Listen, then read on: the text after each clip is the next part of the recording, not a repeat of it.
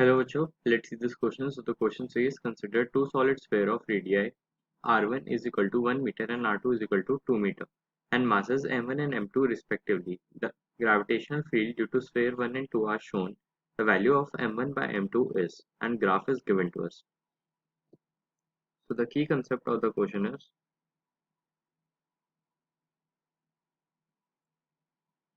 gravitational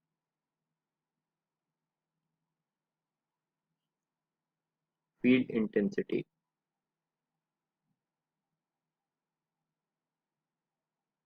तो इसके question में बेसिकली हमें दो सॉलिड स्फीयर दिए हैं जिनका रेडियस r1 है 1 मीटर और दूसरे का जो रेडियस है वो 2 मीटर है और हमें दोनों का मास कंसिडर करने के लिए बोला जा रहा है m1 और m2 रिस्पेक्टिवली। हमसे बेसिकली क्वेश्चन में m1 और m2 मास का रेशियो पूछा जा रहा है। तो जो ग्रेविटेशनल फील्ड इंटेंसिटी होती है एट सरफेस वो बराबर होती है E is equal to G M by R square.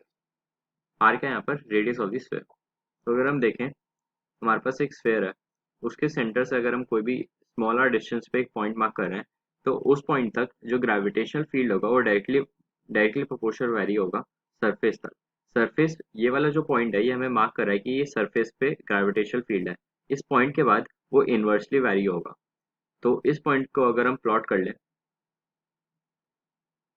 और इस वाले भी पॉइंट को दूसरे स्फीयर का प्लॉट कर लें तो इसका मतलब है कि जो स्फीयर वन है, स्फीयर वन के लिए जो ग्रेविटेशनल फील्ड इंटेंसिटी है वो 2 है जब उसकी रेडियस 1 मीटर है। तो हमें ग्रेविटेशनल फील्ड इंटेंसिटी ई का फॉर्मूला पता है, E is equal to G M by R square. तो एट सरफेस और जो ये वाला पॉइंट है वो सरफेस को ही रिप्रेजेंट करता है। तो 2 is equal to capital G M upon 1 का स्क्वायर हो जाएगा। अगर हम स्फेयर 2 के लिए देखें फॉर स्फेयर 2 तो यहाँ पे जो ग्रेविटेशनल फील्ड इंटेंसिटी है वो 3 हो रही है is equal to G M by radius कितना है इसका 2 का स्क्वायर मतलब 4। तो जो स्फेयर वन का मास है वो m1 है और जो स्फेयर टू का मास है वो m2 है। तो बेसिकली क्वेश्चन में हमसे m1 अपॉन m2 के बारे में ही पूछ रहा है।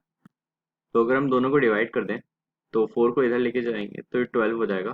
तो 2 upon 12 is equal to m1 by m2 आ जाएगा हमारा। तो यहाँ से जो m1 बाय m2 की जो वैल्यू आ रही है यहाँ से आ रही है 1/6।